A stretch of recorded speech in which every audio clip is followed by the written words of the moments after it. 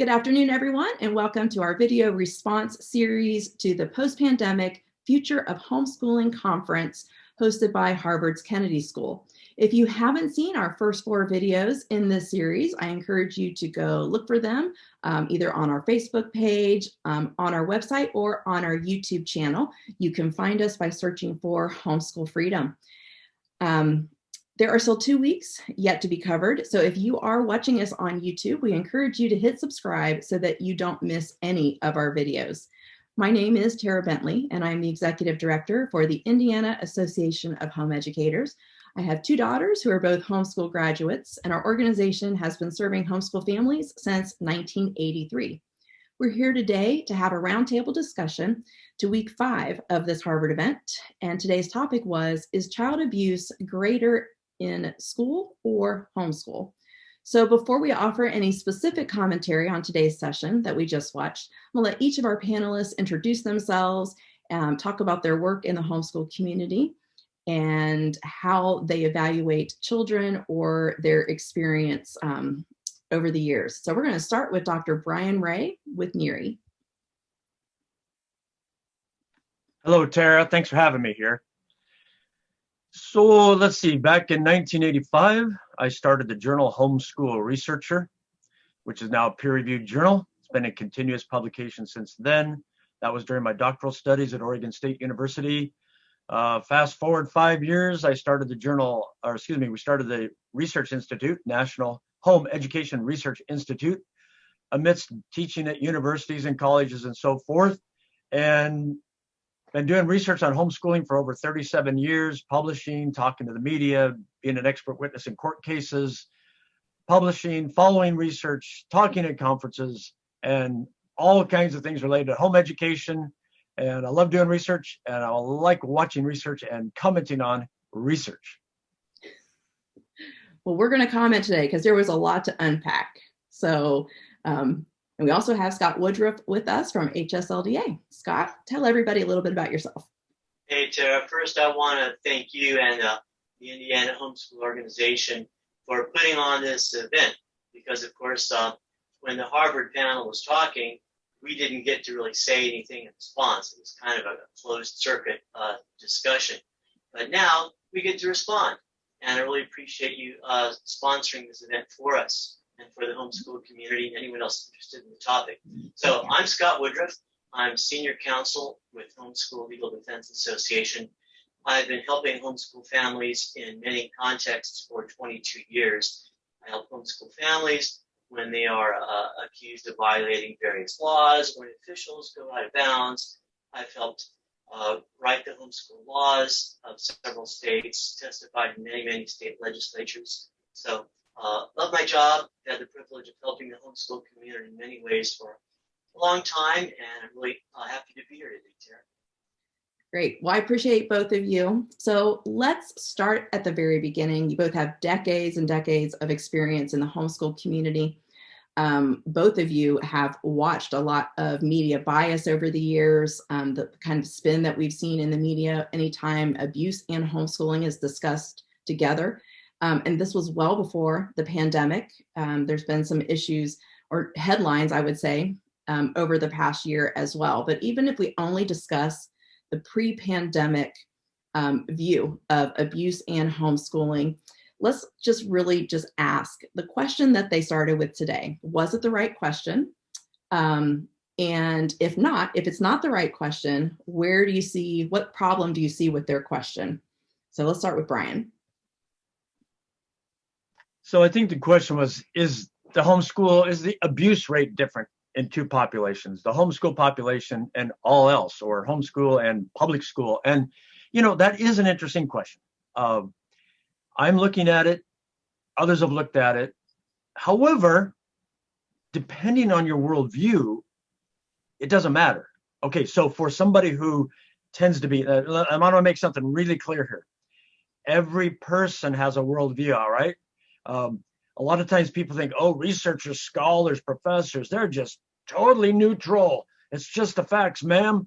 No, every human being has a worldview, and it affects the questions we ask as researchers, how we collect data, how we analyze data, And it especially affects the recommendations or conclusions or policy that people discuss at the end of their study. So that's an extremely important thing to get up front. Okay, so if you come from a statist worldview, or the worldview that says the state or the government must control things more, or it must have first authority and final authority over children, all these kinds of worldviews, then the question's wrong, because that kind of person is going to say, well, I don't really care whether abuse is lower in the homeschool community than in the public school community.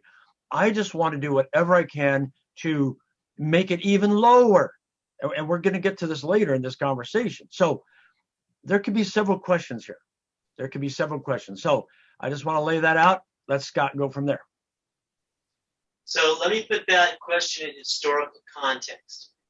When homeschooling first burst onto the American consciousness, say in the late 70s, early 80s, naturally there were voices that were strongly opposed to homeschooling.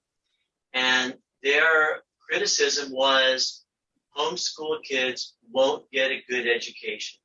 They won't be able to get into college. Parents, lowly parents, cannot educate their kids. That was their criticism. In response to that criticism, people began collecting data. People began doing studies, including Brian Ray, multiple studies over many years. And lo and behold, guess what? Homeschoolers do great in terms of academics. They get into college. They have higher grade point averages. They have higher SAT, ACT scores. I have a newspaper article from a nearby newspaper where a mom was pulling her 4 kids out of public school.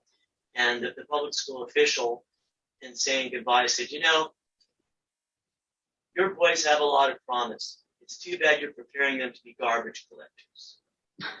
Now, 2 of them went on to be graduates of our nation's military academies.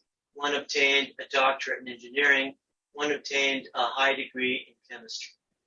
But we faced that accusation. However, that was rebutted so powerfully that they basically said, oh gosh, we can't prove homeschooling doesn't work. Let's go find something else to get on them for. So they said, aha, we will accuse them of not socializing their children.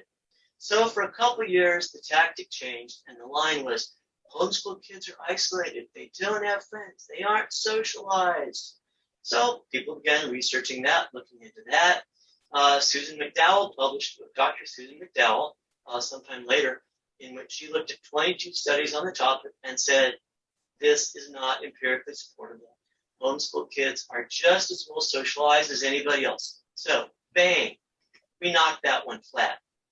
So this current question, oh gee, homeschoolers abuse their kids. That's just the third in the line of efforts to make the American public's attitude toward homeschooling become hostile. And I believe that we're in the middle of the process of crushing that one as well. So is it a fair question? Sure. It's just as fair as the question, can homeschoolers educate their kids? It's just as fair as the question, are homeschool kids socialized? Appreciate the question. We're willing to rebut that on fair, appropriate, empirical grounds.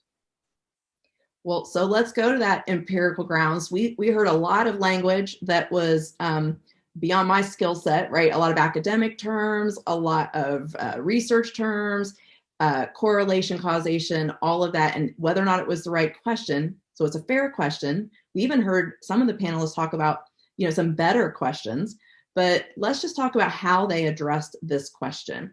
Did they answer the question? What are your main takeaways with their evidence that they presented, and how they answered the question? So let's start with Scott.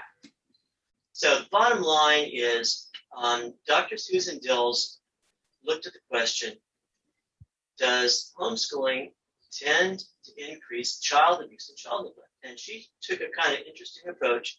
She said, oh, I wonder if homeschooling increased after states began to allow homeschooling, because the legality of homeschooling was kind of like a slow-moving but powerful and inexorable tide.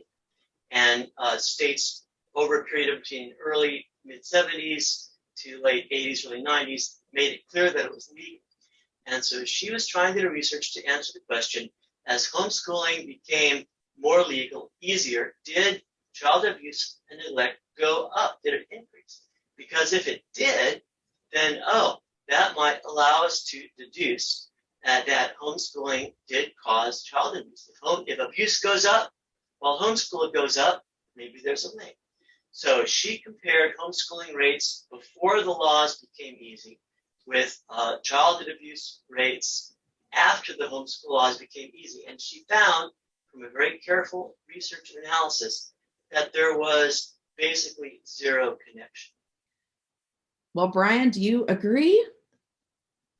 Yes. So Scott needs to come and work at the Research Institute. Yeah. So no, I think Dr. Dills has done a great job. She presented an even more preliminary version a few months ago at an international school choice conference, and looks like she's been putting more into it.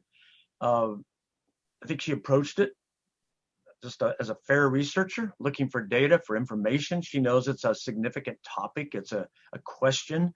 And she used an analytical tool that it sounds like she's trying to develop as showing a causal relationship or not.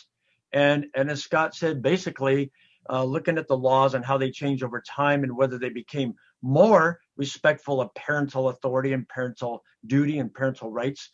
Was there any kind of connection, correlational or causational, with increased bad things?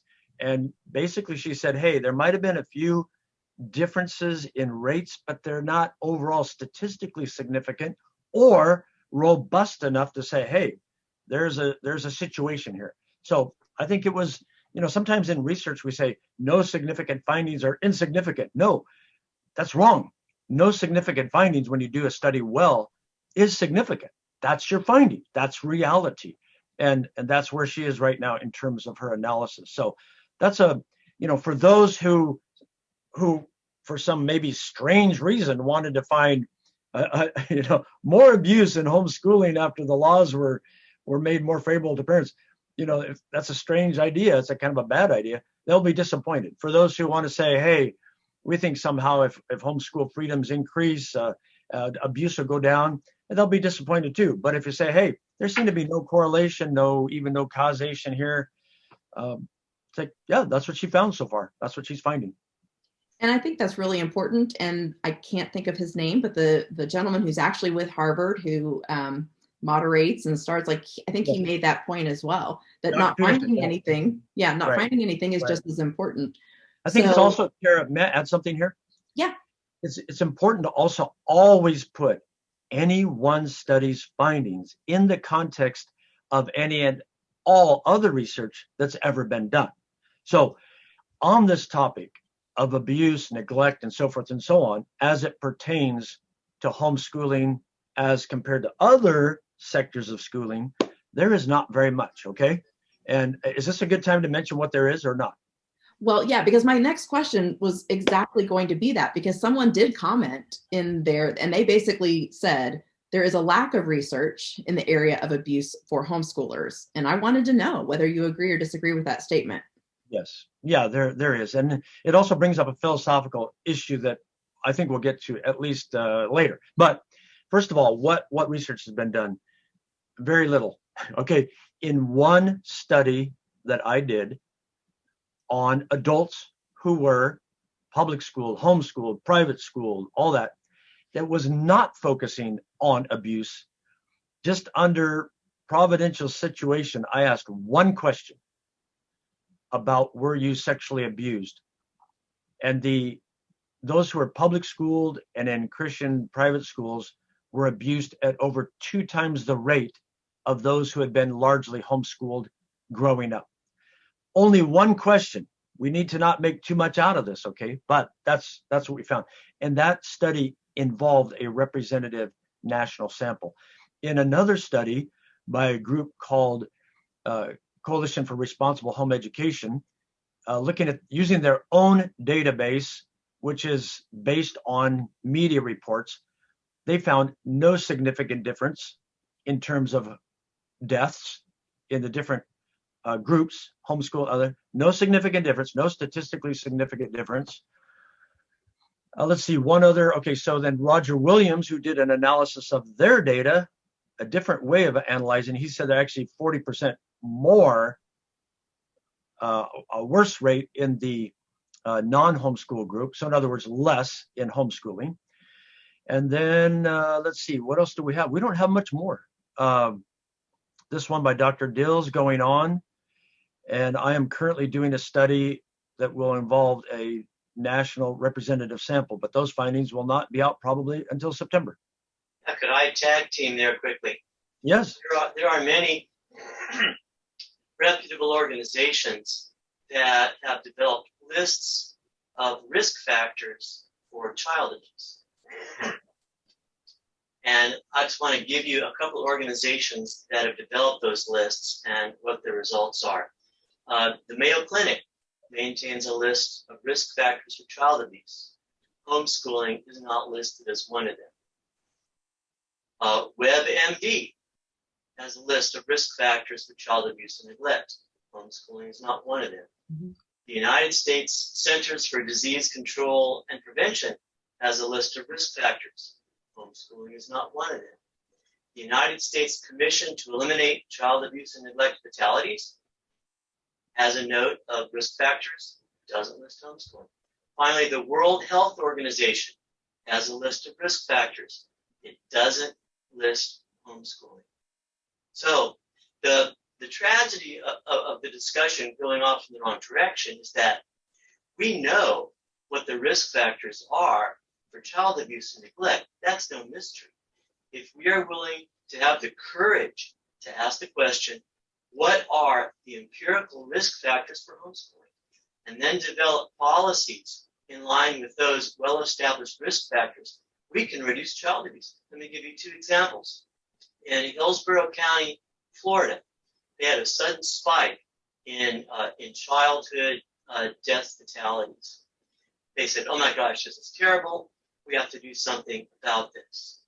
They said, okay, we've noticed that a lot of these deaths come from people who are already on our radar because of current child abuse investigation cases.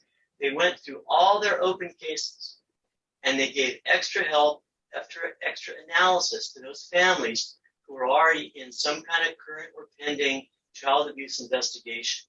When they did that, child abuse fatalities went down to 0. Wichita, Kansas noticed a sudden spike in childhood deaths and fatalities related to abuse and neglect. They noticed that those childhood deaths tended to occur in certain zip codes. They poured extra resources into those zip code areas. They brought in community assistance. They brought in neighborhood groups. By the end, there were over 60 community organizations helping to carry weight on bringing extra help to those zip codes. Childhood deaths went down to 0.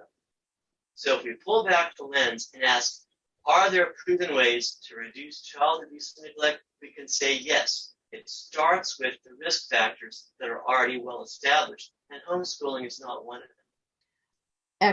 Excellent points. And I think that it's the perfect place to kind of transition to the second panelist, who has done extensive research on the abuse that is happening in public schools.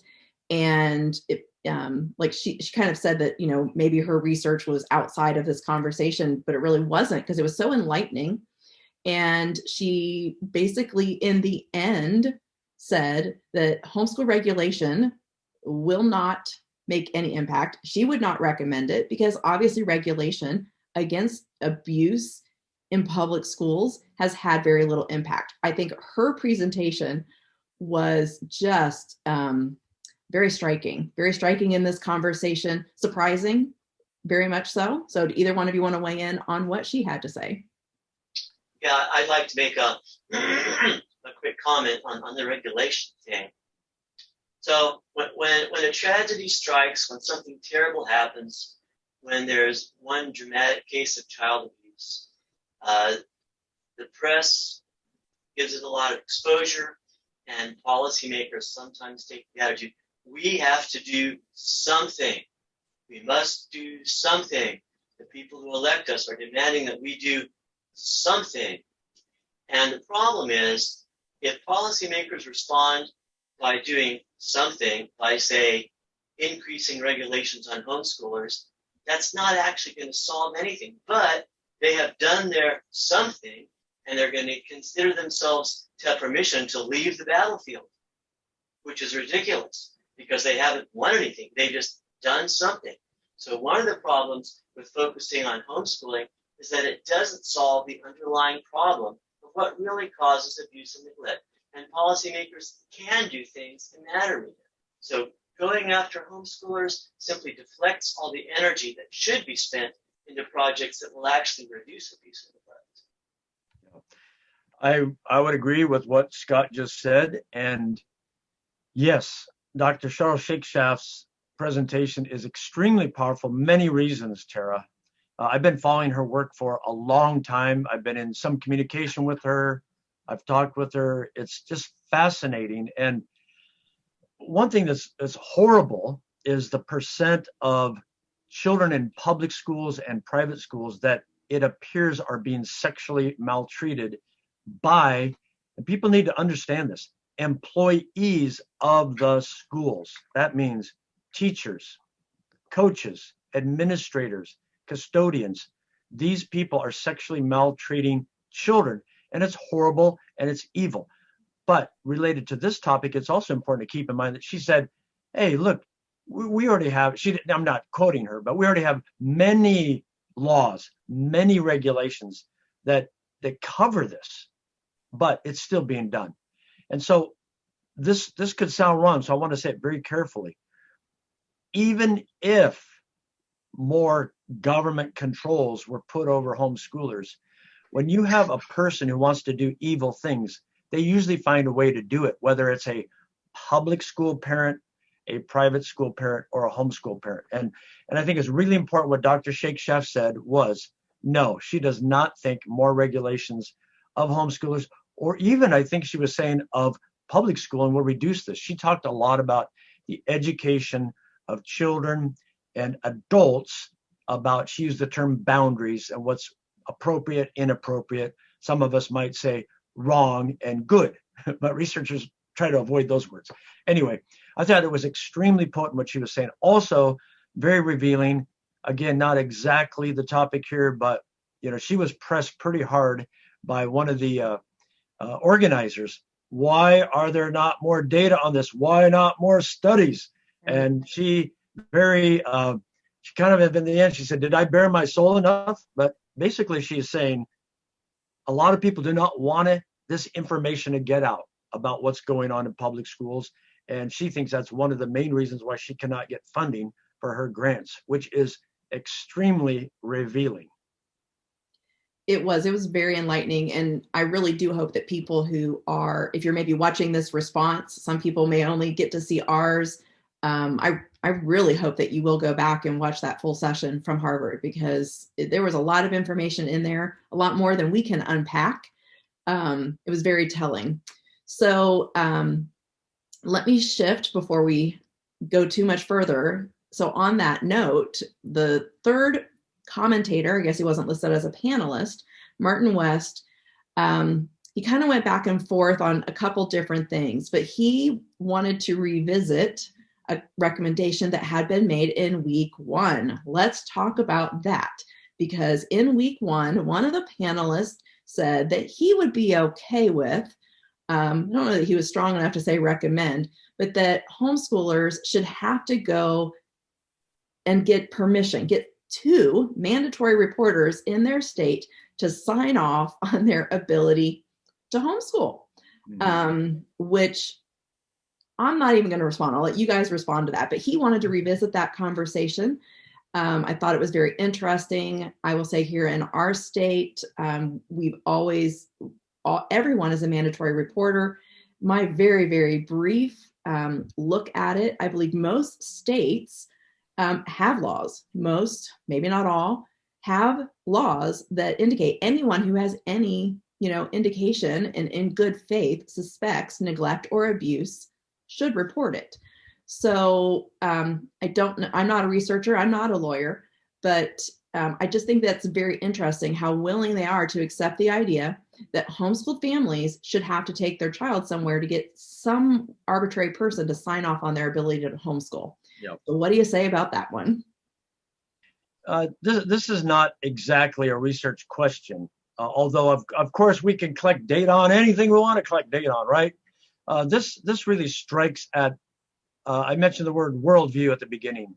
This strikes at your worldview, your philosophy of law, your philosophy of life, your philosophy of political, how do we live in a community? We live in the United States of America. Okay, so really this idea, and by the way, I want to be fair to Dr. Martin West. I don't think he was pushing it this time around, but somebody did bring it up before. It literally, this leads to the concept of being licensed before you may be a parent.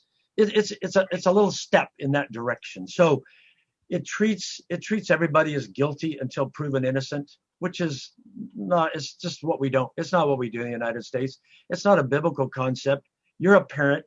You have the duty and the responsibility to raise your children. And then if you do harm, then the state should come in and put you through due process. That's how it works. Okay. Now I want to say, secondly, I would never promote this philosophically. But if somebody wanted to promote such a law, then you would have to apply it equally to everybody.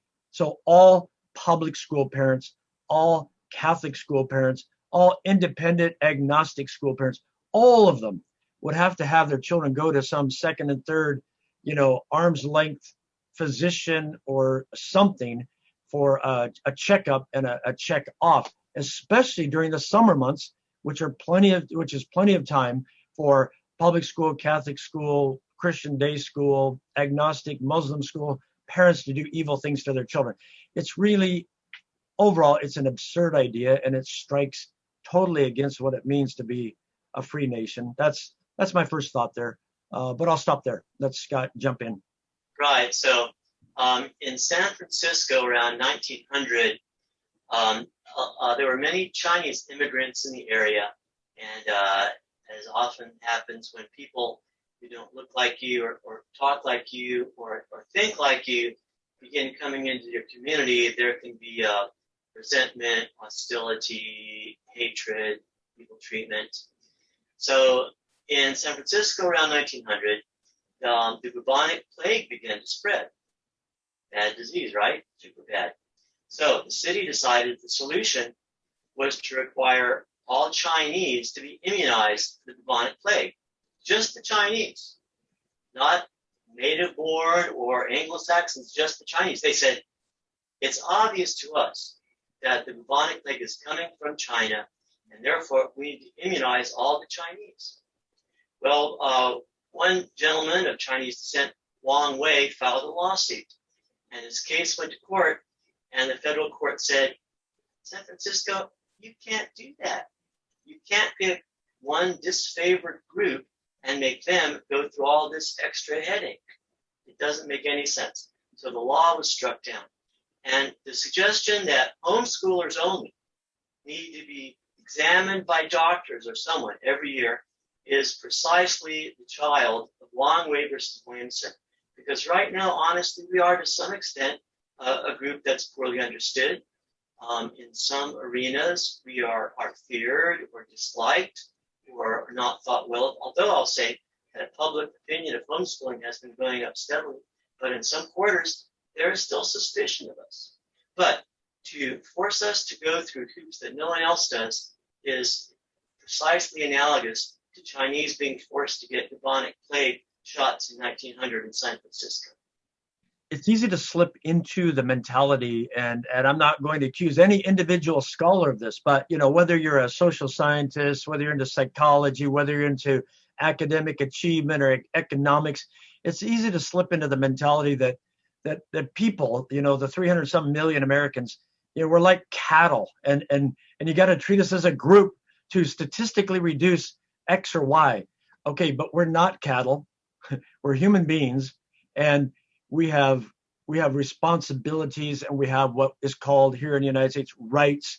And it's the improper way to go about things. There's a fellow who wrote on this topic when this issue of abuse and alleged abuse in homeschooling came up, and he self-identifies as a liberal, and he said this is absolutely the wrong way to go, to start profiling certain individuals or groups, just like Scott said here. It's profiling. I mean, you could do it with anything. You could do it with certain skin colors or nationalities that are maybe disproportionately involved in crime. We do not do that in the U.S. And I just want to add one more thing.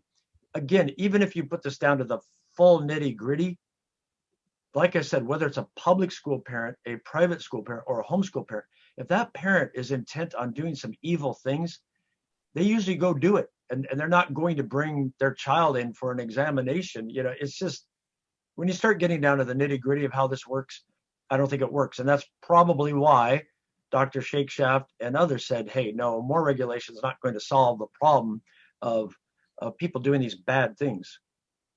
And I think, and obviously we know that this obviously doesn't address the fact that child abuse still happens from birth, before kids are even in school. So to wait, if we want to do this, exactly what you said, we have to apply it across the board.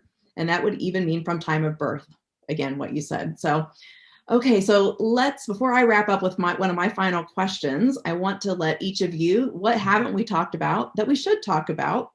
What were some of the key things that you think still needs to be addressed? And we'll start with Brian. One of the key things that I've been thinking about in years gone by, and now again with the post-pandemic presentations, it's a little bit of a catch-22. Again, from I'm a researcher, so researchers like to get data, right? We like to get numbers and facts and figures so we can analyze and discuss and publish papers and all these things. But there is a danger in that too. And again, this goes back to a philosophy of how should we live in a free nation. And one of the things that I think I see in people who tend to be more, how shall I say, more in favor of the concept that the government needs to control all kinds of things, is they're making the argument that it's both explicit and implicit. Well, we don't have enough data on homeschoolers, so we need to pass more laws to control homeschoolers to get data to find out whether there is a problem with homeschoolers. And then if there's a problem, we can control them more. If there's no problem, well, probably you're not going to ask us to reduce the control of homeschoolers. So it's kind of a vicious cycle, and I don't really want to talk about it, but that's kind of what it boils down to. And we have to be very, very careful that depending on which world from which you come. If you believe that the government needs to control everything and make sure everybody does good to everybody and makes nicer people, then you're going to want more government control, more data. But that's not the right motive from a different worldview. All right, I'll stop right there for now. Yeah, before the pandemic, according to the U.S. Census Bureau, 3.3% of American households homeschooled. They did that survey again, and as of right now, about a year and a half later, 11.1% of American families homeschool their kids. That's an increase of about 8%. That's 8% of all American families. That's a huge number. Now, if you think you want to believe Elizabeth Bartholet and the folks who think that there need to be more regulations to reduce child abuse and neglect that they think is happening in the homeschool community, you have to believe that those 8% of American families are suddenly going to start abusing their kids just because they began to homeschool. Now, is that a credible case to make to the American public? I don't think so. Those 8% of American families who just started homeschooling are not going to suddenly say, oh, we're homeschooling. Now I'm going to start abusing my kids. That is simply not credible. And the folks who are trying to say that homeschoolers abuse and neglect their kids are having to confront this huge wave of just ordinary, typical families who now want to homeschool. And it's harder to paint that large chunk of people as malefactors because it's now a much, much larger group, truly representative of the nation. In fact, one really interesting data is that homeschooling among racial minorities has shot way up. As I speak, the rate of homeschooling among people of African American descent and Hispanic descent is higher than the rate of those homeschooling who might identify themselves as white or Caucasian. Yeah, there can be also, along those lines, when the government lays more controls on people, more laws, it often has unintended consequences. And the more laws you lay and control people to try to, it will affect their school choice, exercise of school choice, which really, in the end, treats people inequitably. Those people who don't have or don't feel that they have as much social capital as others, that's going to inhibit them. It's a barrier. And I just presented some research on barriers, and I just got it published. You've got to be careful about this. It's an inequitable, or that's the wrong word. It has unequal effects on different groups of people, and we need to be really careful about that. And I want to go back to one more thing here, and I wasn't real clear about it, but if you have the philosophy of law that the government's position is to try to pass all kinds of laws and controls to maybe keep you from doing something bad, that is not the history of the United States, nor is it biblical thinking. The idea of the civil government is if you do something bad to somebody, then the government steps in. And it is a slippery slope. It is not a slippery slope fallacy. If we say that the government is supposed to try to pass 10 more laws to try to prevent parents before they might do something wrong, we're going down a bad slope. So we need to be really careful about that. And I'd like to tag team on Brian's comment on equality there. And I would use the word asymmetric. Homeschool laws in many states are designed so that if the parent fails to follow the homeschool laws, the child must go to public school. But if a child is in public school and getting an abysmal education, the parent can keep them in that setting. So it's totally okay to keep a child in public school if he's getting bullied, hit, threatened with harm if he doesn't sell drugs, threatened with harm if he doesn't deal with, sexual material. Keep him in there if he's making straight F's. That's okay under the law. And the child doesn't have to leave public school. But if the parent trips up on one homeschool regulation, boom, parent has to stop homeschooling. That's asymmetric and it's not fair. Well, let me wrap up by pulling back just a little bit, looking at the event as a whole. And I failed to say at the beginning when I was talking about being able to find us and future or past videos on our Facebook page and our website on HomeschoolFreedom.com. It's actually a project of the Alliance Network, which is organizations across America and Canada. And we've come together to do this response series. So I encourage you to look at that. And in the first video, we talked about the history of this event, where its origins were from last year and how this event is different. But now that it's played out, now that we've watched 5 sessions, we've seen very different panelists, much more balanced than I think any of us might have expected. But what are your thoughts on this year's event as a whole, what you've heard so far, and what perhaps is its impact going to be in the future? I think that Elizabeth Bartholet had no idea what she was stirring up when she wrote her. And, I'm a lawyer, and I think I can call her ridiculous without fear of being too far wrong. So she had no idea what she was stirring up by her ridiculous law review article. But I think the net result is going to be clearing the air of a lot of false accusations and just pushing a lot of ridiculous innuendos and insinuations off the table. And I think this is one step in the process of finally putting to rest this defamatory idea that homeschoolers abuse their kids at some rate that is above some comparable rate. So I think in effect she's helping to finally put an end to this accusation. So I really kind of appreciate what she's done. I'm very glad about Dr. Paul Peterson and Dr. Daniel Hamlin putting this together. And I think there were some people, especially homeschool advocates, homeschool families, who were really had their hackles up, thinking this is going to be some kind of attack on on parental duty and authority and responsibility, but it's not. I think it's people have to see how scholars go about things. I think it's been really fascinating to open that up to the public and let people see this conversation, which often happens, not that they're hiding, but often happens behind closed doors. Although, without pointing any fingers, maybe a year ago one was going to happen in some ways behind closed doors. That's what the evidence showed. But this one has been excellent, and I think that the presenters have been fairly clear, elucidating things.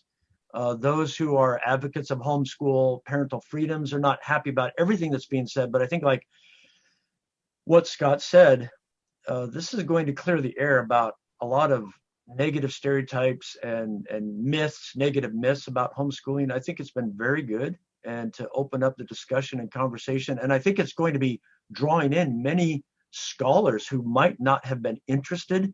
And it's also helping them to think things through about topics and elements and aspects of homeschooling maybe they had never even thought about. So I think it's very healthy. It certainly has been very interesting for me as a state leader, non-lawyer, non-researcher, non-academic. It just is fascinating to see what the conversation is out there at large, beyond the scope of people that we normally would get to interface with, and see the research behind what we do, and have these conversations. So I really appreciate you both. Well, then thank you to everyone for watching our response today. Join us next week when the conversation is international homeschooling trends, and we'll see you then. Thank you. Thank you, Tara. Bye-bye.